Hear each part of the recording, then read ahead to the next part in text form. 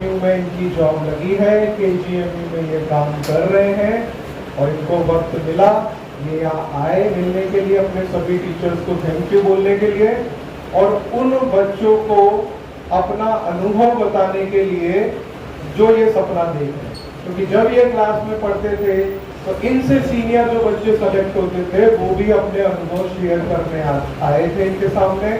तो इनका भी दायित्व बनता है कि ये अपने एक्सपीरियंस को आपके साथ शेयर करें, आपके मन में जो भी डाउट्स आ रहे हैं उन डाउट्स को दूर करें, अपनी कहानी बताएं अपनी जुबान से, तो शायद आप ज़्यादा रिलेट कर पाएंगे। और बच्चों देखो, यहाँ हम में से कोई भी आपको मोटिवेट करे, जैसे कोई भी टीचर करे, आपके टीचर लोग करें या किसी भी आप मोटिवेटर को बुलाएं वो आपको मोटिवेट करे, लेकिन आपको कहीं ना कहीं, जैसे सपोज सचिन तेंदुलकर आकर यहाँ पे आपको मोटिवेट करें, शाहरुख खान आकर मोटिवेट करें, तो आप थोड़ी देर के लिए मोटिवेट हो जाएंगे, लेकिन घर जाके तो आपको ऐसा लगेगा ना कि मैं सचिन तेंदुलकर नहीं बन सकता, मैं शाहरुख खान नहीं बन सकता।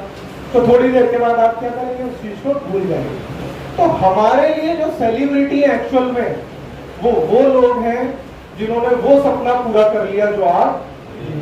तो एक्चुअल सेलिब्रिटी हमारे लिए आज कौन है? कौन है? भाई। Hello everyone, good afternoon. Master agency from Telangana. मेरा एजुकेशन सिलेक्शन हुआ था अभी 8 महीने हो गए। मैं भी आपकी तरह पहले ऐसे बैठा था, उधर यहाँ नहीं उधर बैठा था, उधर तो पहले कुछ वहाँ पे चल आगे थोड़ा, अब तो यहाँ पे शिफ्ट हो गई है, करने में तो रहा है, अब यहाँ पे हो गई है, तो फिर इधर आ गया। आवाज़ नहीं आ रही क्या? थोड़ा कोल्ड हो रखा है, इस वजह से थोड़ा जगह बैठा हुआ है। अब आ रही है आवाज़? आ रही? तो पहले हम भी बैठा हुआ करते थे आपकी तरह पीछे, तो डाउट तो रहता था सेशन होगा कि नहीं होगा ना, डाउट तो रहता है कि हाँ पता नहीं होगा कि कोचिंग में तो आ गए हैं, अब पता नहीं पढ़ाई हो पाएगी नहीं हो पाएगी, मतलब डाउट रहता है कि सेशन होगा कि नहीं होगा।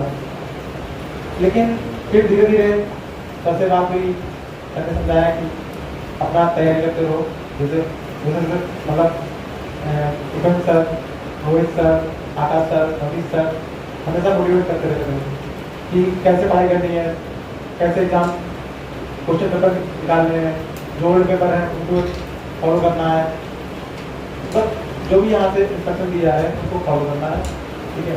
आपका भी सिलेक्शन होगा, मायूस होने की जरूरत नहीं, ठीक है। इतना सीरियस होकर बताइए और बस अपने काम पे लगे रहिए।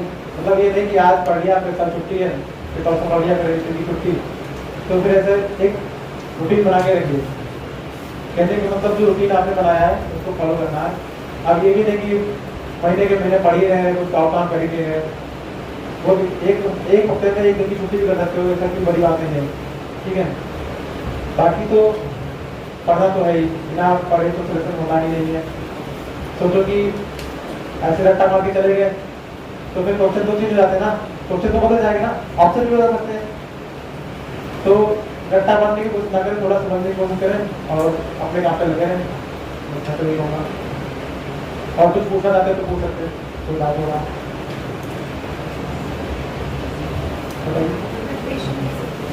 सर। कैसे करें, कैसे करिए?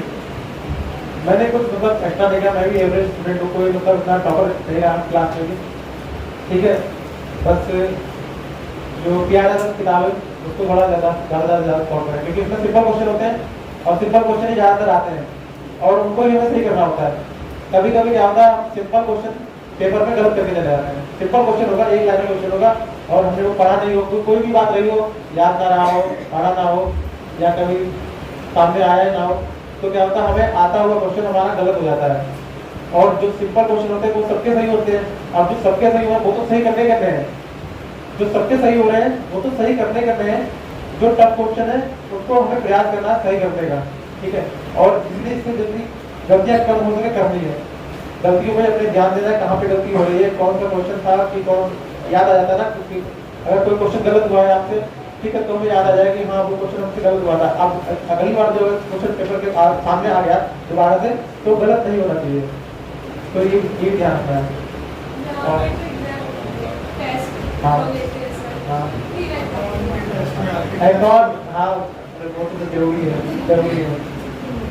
देखो अकाउंट का ऑनलाइन जो टेस्ट होता था ना उसमें तो कोई पास ही नहीं है, ठीक है, यही पूछना चाह रहे हो ना? पास नहीं होते थे भाई, पास नहीं होते थे। हाँ माइनस समझ लो, माइनस क्या, ठीक है। और जो ऑफलाइन होता था उसमें तो मतलब वही 10 11 12 मतलब वही 100 टेस्ट पास है।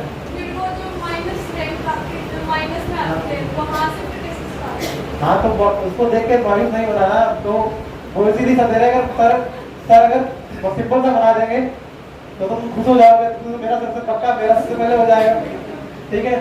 तो फिर आगे भी नहीं हो पाएगा ना फिर। तो वही तो देखना कि अभी तो जब सर क्वेश्चन टफ बनाएगा ना तभी समझ आएगा कि अभी तो कुछ नहीं पढ़ा है, अभी बहुत पढ़ना है, ठीक है। आंसर मिल गया आपका?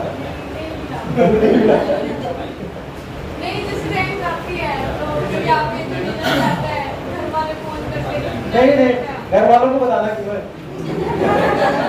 घर वालों को नहीं बताना है, घर वालों को नहीं बताना है, घर वालों को मत बताओ, सब बढ़िया घर वालों।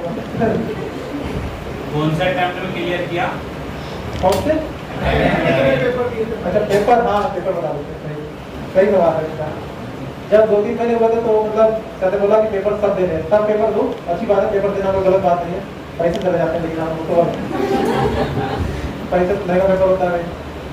तो फिर उस टाइम पे पेपर बहुत ज़्यादा आ रहे थे, एनजीपीआई आई थिंक सर 2 बार एनजीपीआई हो रहा था, फिर एनजीपीआई भी दिया था तो उसमें मेरे नंबर आए थे 54 कुछ आए एनजीपीआई वाले ना, 54 थे। और उसके बाद आर्मल का दिया था, आर्मल में मेरा उसमें नंबर नहीं उसके साथ और कुछ आया था, उसमें मेरी रैंक आई थी 300 350 के लगभग थी, लेकिन सिलेक्शन नहीं हुआ था क्योंकि वैकेंसी कम थी। इसमें वैकेंसी थी टोटल 406 और जनरल की थी 100 कुछ, तो उसमें मेरी 300 आई थी कुछ 350 लोगों, रैंक अच्छी थी लेकिन सिलेक्शन नहीं हुआ था क्योंकि उसमें कोई जनरल है,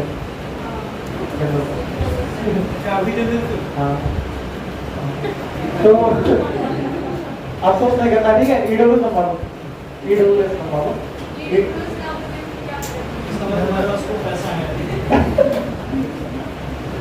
ईडब्ल्यू संभालो, उससे भी काफी अगर यूपी से हो तो ईडब्ल्यू बन जाएगा आराम से, यूपी के एग्जाम निकाल सकते हो, ठीक है।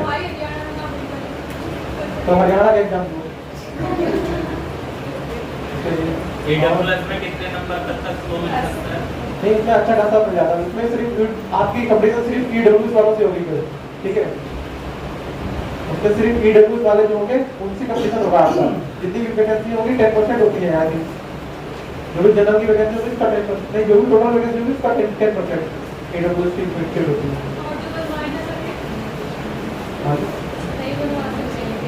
इनका बन नहीं सकता, इनका नहीं बना उनका मनवा देंगे, ठीक है। बाकी ऑनलाइन वाले स्टूडेंट की क्वेश्चन पूछ रहे हैं कि भैया हम तो सब भूल जाते हैं, कैसे याद रखें? कैमरे की तरफ देख के मोबाइल का पूरा सवाल। देखो भूल तो हम भी जाते हैं, हम भी सब कुछ कोई नहीं याद रख सकता, ठीक है, लेकिन हम अगर उसको बार बार रिवाइज करते हैं, ठीक है, तो याद मतलब याद तो रहता है, इतना तो याद रहता है कि हाँ क्या था, थोड़ा बहुत याद रहेगा, ठीक है। तो सब कुछ तो नहीं याद करा जा सकता, लेकिन हाँ जो पॉइंट याद करने वाले उनको तो याद कर सकते हो। जो जितना सर सबने कितना बताया, हाँ सबसे ज्यादा बताया, हम 4 घंटे पढ़ते ज्यादा नहीं, ठीक है। मतलब ज्यादा जितना आपकी कैपेसिटी उतने इतना पढ़ो, ये नहीं कि मतलब सर ने तो से बताया, आप तुम 8 भी पढ़ सकते हो, पढ़ने वाला तो 8 भी पढ़ते हो, लोग 3-3 बजे तक पढ़ते थे रात के, लेकिन मैं 12-1 बजे तक पढ़ता था, 12 बजे या 1 बजे तक पढ़ रहा था। उसके बाद सुबह देर से उठा हूँ, सुबह कोई कॉम्प्रोमाइज नहीं, ठीक है। कितना परसेंटेज आपका आया? 58.38 58.38 था, ज्यादा अच्छा नहीं था क्योंकि कुछ क्वेश्चन आते हुए भी गलत हो गए थे। सिंपल वाले जो मैं बता रहा था, सिंपल वाले क्वेश्चन जरूर याद रखो क्योंकि वो सबके सही भी होते हैं, गलत भी बहुत जल्दी होते हैं, जैसे जल्दी सही होते हैं तो जल्दी गलत भी हो जाते हैं, ठीक है, तो वो तैयार कर लो सही से। और कोई सवाल? मैं आपका सिलेक्शन हो गया, हाँ उसके बाद आपने हमारे अकाउंट कोचिंग सेंटर से कितने टाइम बाद वो किया कॉन्टैक्ट? नहीं, मैंने तुरंत बता दिया। मैंने तुरंत मैं सर को फोन किया था, मैंने कहा सर मेरा सिलेक्शन हो गया है। मैं जब तक सिलेक्शन होता तो बताता हूँ कि सिलेक्शन हो गया है।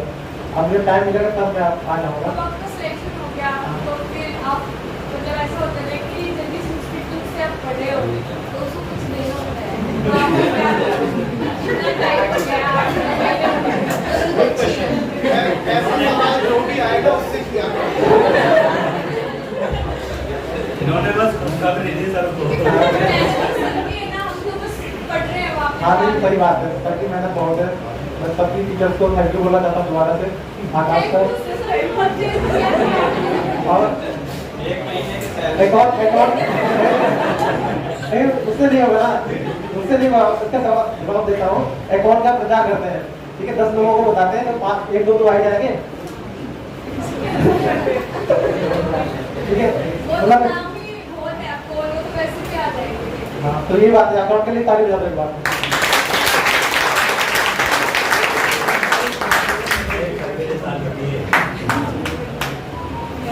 गलत कम करो तो निगेटिव कम हो जाएगा, ठीक है। नहीं निगेटिव में वही प्रैक्टिस जितनी ज़्यादा करोगे उतनी ज़्यादा निगेटिव कम हो गया। प्रैक्टिस भी जरूरी है, ठीक है। और अभी तो आपके स्टार्ट ही हुआ है, ज़्यादा टेंशन लेने की जरूरत नहीं है। अपनी बात नोट्स कंप्लीट रखना, ठीक है। मेरे छूट गए थे एक बार, 1-2 दिन छुट्टी भी चले गए थे, ठीक है, छूट जाते नोट्स तो नोट्स कंप्लीट रखो, ठीक है। दोस्त के नाम मांगने पड़े और दूसरे पूरा कर देना, थोड़ी हो जाती है।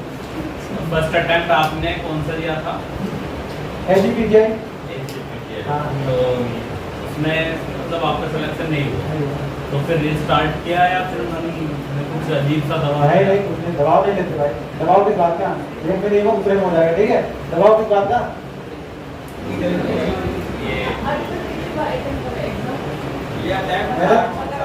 ये वाला चौथा होगा, तीसरा या चौथा होगा, तुम्हारा भी हो जाएगा भाई। ऐसे क्यों घबरा रहे हो? अभी से घबरा रहे हो? सर ने झूठ नहीं बताया, जितने बताया वो नहीं है 80। अब तो बढ़ गई है, तो 90 ग्रोथ से 90 बनती है। इन हैंड से अभी तो सर अभी तो टैक्स लगा कर रहा है, अभी टैक्स 2-2 महीने का घंटा काट लेंगे। मतलब जो पिछला नहीं पड़ा था, पिछला वाला तो 80 आ रही, तो सब जानकारी जरूर तब तक अकाउंट में कितना बैलेंस है आपके साथ। पार्टी छोटे बच्चों को मुन्ना पार्टी हमको जूनियर है ना, क्लास के बाद नहीं मिलेगी। और बताइए कुछ? नहीं ड्यूटी रिपोर्टिंग तो आर्डर में हो गया सर, लगभग हो गया। मतलब अंदर देंगे तो क्या गेट छूटे तो आ गए। देखो ड्यूटी रिपोर्टिंग भी जैसे हो जाते हैं, कोई बड़ी बात नहीं है। सर ने बताया होगा, आराम से हो जाता है, बस आप थोड़ा पढ़ लो, 2-3 महीने लगा था हो जाएगा। और एक क्वेश्चन हो रहा है कि आप आगे एमएससी करने की सोच रहे हैं? आप सोच रहे हैं, लेकिन पता नहीं क्या है कि सोच तो रहे हैं। सोचने में क्या जा रहा है, तो मिलकर तो जहाँ मैं यहाँ है वहाँ भी सही है, मतलब गार्ड में ड्यूटी है, आराम से कोई दिक्कत नहीं है।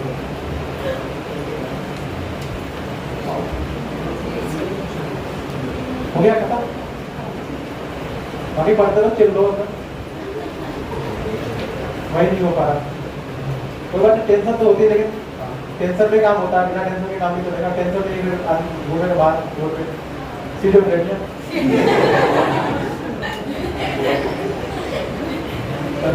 बहुत बढ़िया, ठीक है, thank you all the best.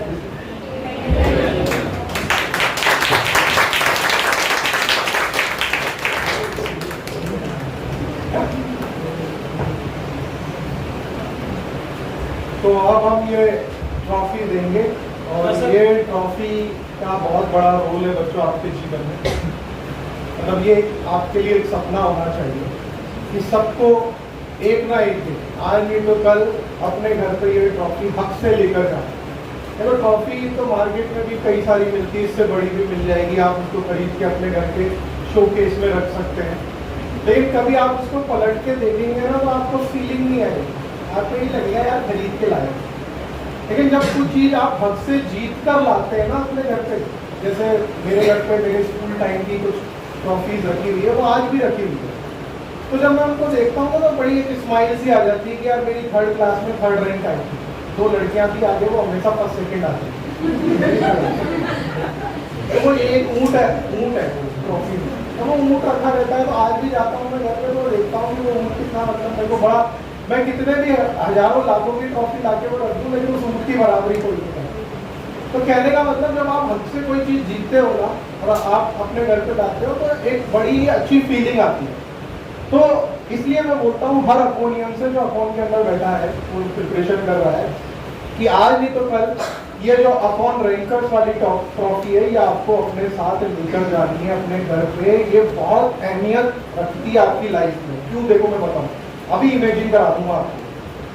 आप 6 महीने 8 महीने लग के तैयारी करो, आप भी धीरेन्द्र की तरह यहाँ पर आओगे, एक दिन अपने अनुभव बच्चों को बताओगे, जो भी उस समय पढ़ रहे होंगे, ये ट्रॉफी आपको मिलेगी, ये ट्रॉफी ले जाकर आप अपने घर पे रख दोगे, थोड़ी देर की आपकी खुशी हो जाएगी, आप अपनी नौकरी में व्यस्त हो जाओगे, आपकी आगे की लाइफ चलती रहेगी, 5 साल 7 साल 10 साल निकल जाएंगे, अभी भी ये ट्रॉफी आपके शोकेस में रखी हुई है, और एक दिन आप बैठे हुए हो अपने घर पे, आपकी लाइफ बिल्कुल आराम से गुजर रही है, लाइफ पार्टनर मिल गया है, शादी हो गई है, बच्चे हो गए हैं, बच्चे स्कूल गए हैं, आपका ऑफ है, हस्बैंड या वाइफ जो है वो अपनी अपनी ड्यूटी पे गए, आप बैठे और आपने लिए कॉफी बनाई, चाय बनाई, जो भी आप पीते हैं, और आप चाय की चुस्की ले रहे हैं, और अचानक सामने शोकेस में नजर गई और वहां ये रखी है ट्रॉफी।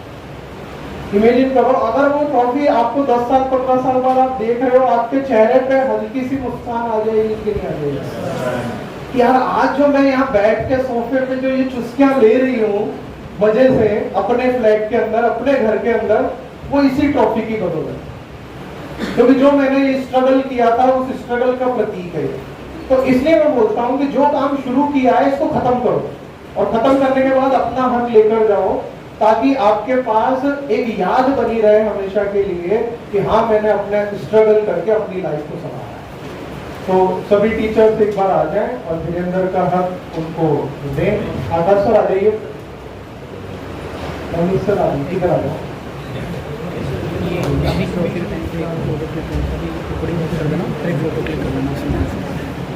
ये वीडियो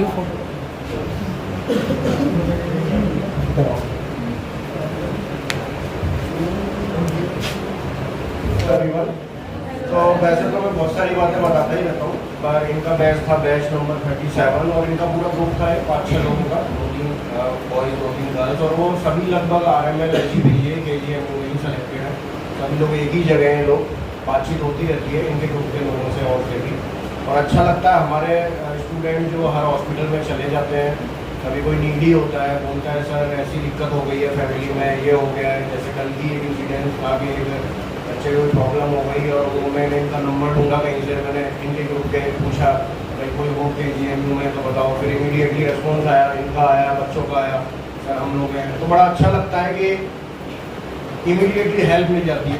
बाकी इन्होंने अपने संघर्ष का बता ही दिया है। एक चीज़ बहुत अच्छी बताई इन्होंने, जो आज ही बात कर रहे थे हम सुबह, बेसिक क्वेश्चन, ईजी वाले क्वेश्चन। लोग बड़ी बड़ी किताबें उठा लेते हैं या ऑनलाइन से भी आ रहे थे कि एनक्लैक्स और ये बुक और ओमेगा बुक, और लेकिन इन्होंने सीधे ही बोल दिया आपको पहले इजी क्वेश्चन। जब तक बेसिक ही क्लियर नहीं होगा तो आगे आप कितनी भी बड़ी से बड़ी किताबें खरीद लो, कुछ नहीं होगा। जो सबका सही है वो हमारा भी सही होना चाहिए, और जो सबका सही नहीं है वो भी हमारा सही होना चाहिए, तब नौकरी लगती है। Thank you.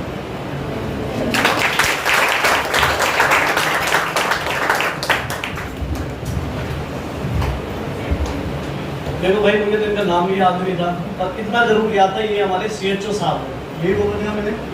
लेकिन धीरेन्द्र मुझे पहली बार का पता चला जिस दिन इनका सिलेक्शन हुआ, तो बोले सर मैं धीरेन्द्र, मैंने कौन धीरेन्द्र भाई? मैं सर मैं 37 बैच का हूँ, कौन? फिर वो CHO, मैं फिर समझ गया। आपको शायद उन्होंने वो वाली बात नहीं बताई है, मैं आपको बता रहा हूँ। हाँ, इन्होंने अपनी CHO की जॉब छोड़ के वहाँ छोड़ के यहाँ कोचिंग करी, समझ रहे हो?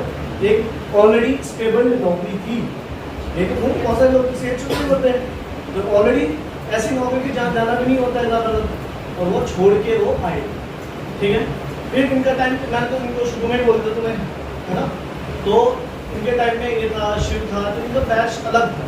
ग्रुप दो टाइप किस्म के बैच होते हैं। एक क्या होता है, एक ग्रुप ऐसा होता है जो पढ़ने वाला होता है, एक मौज मस्ती करता है, पढ़ेगा। तो इनका तो मिक्स था, मतलब मजे भी करते थे, पढ़ते भी थे। तो सिंपल सी बात है, मजे करेंगे पढ़ेंगे तो सिलेक्शन होगा, और एक बिल्कुल ही अलग ही हो जाता है ना, मजे कर रहे हैं तो वो सिलेक्शन नहीं होगा। ठीक है, इन्होंने काफ़ी मेहनत करी। ये बोलने वाली बात है, मैं 4 घंटे पढ़ा रहा हूँ, ये झूठ बोल रहे हैं। इन्होंने कभी कभार बहुत मेहनत भी करी और डेफिनेटली करी। जिसका सिलेक्शन होता है, ये मत समझना कि उन्होंने मेहनत नहीं करी, मेहनत करी। यहाँ इन्होंने कभी टेंशन नहीं ली, आराम से जब नौकरी छोड़ के आता आदमी, ये है कि टेंशन, हाँ बिल्कुल समझ गए। तो मेहनत सब करते हैं, इन्होंने भी मेहनत करी और आप भी मेहनत करोगे, सिलेक्शन हो जाएगा। ठीक है, और इनको तो बहुत अच्छे से जानते हैं। फिर उसका जिस दिन इनका सिलेक्शन होगा आर्मी, तो इनको मैंने पहले बोल दिया था कि आप एलिजिबल हो। और ये तो सारे बहाने होते हैं कि मेरी सर सीट इतनी है, सीट आपको कितनी क्या 100 सीट चाहिए क्या, कितनी चाहिए, एक चाहिए। करो मेहनत करोगे अपने आप सीट। ये सब बोलने वाली बात है, ये है वो है। ठीक है, मेहनत करने वाले की कमी क्या नहीं होगी। बस ये तो आपको ही पता है, जब पता है तो फिर क्या करोगे, मेहनत करोगे, टेंशन में लो। बाकी कुछ बोलना है बोलो। हाँ जी, तो आपने सुना विजेंद्र को, सर को सुना। हम तो बहुत पहले स्टार्टिंग में थे, पहले दिन या जब दूसरी क्लास हुई थी हमारी, तभी मैंने आपको एक बात बताई थी कि आप सिलेक्शन के लिए काम ना करें, आप काम किसके लिए करना है, रैंक। क्योंकि रैंक के लिए काम करोगे, सिलेक्शन तो अपने आप आराम से हो जाएगा। और इसका एग्जाम्पल भी मैंने आपको बताया था कि जब हम 10th और 12th में क्राइटेरिया सेट करते हैं कि 80% लेके आना है, तो हमें 80% तो नहीं बट 75% तो मिल ही जाता है। तो अगर हम यही क्राइटेरिया यहाँ सेट कर ले कि हम सिलेक्शन ही नहीं, केवल अच्छी रैंक लेके आएंगे, तो सिलेक्शन तो बड़े आराम से हो जाएगा। और सिलेक्शन होने के लिए एक चीज़ सबसे ज़्यादा ज़रूरी है, और वो है रेगुलरिटी और आपका कंसिस्टेंट आना, क्लास लेना और पढ़ना। अगर आप रेगुलर कंसिस्टेंटली घर जाके क्लासरूम में बहुत अच्छे से पढ़ रहे हैं, तो आपको जाते जाते ऐसा फील होने लग जाएगा कि मुझे आया था तब तो बहुत कम नॉलेज था, अब जब मैं बैच कंप्लीट होने वाला है, कोचिंग खत्म होने वाली है, तो इतना नॉलेज हो गया है कि मैं कोई भी पेपर बड़े आराम से आने वाले टाइम में निकाल सकता हूँ।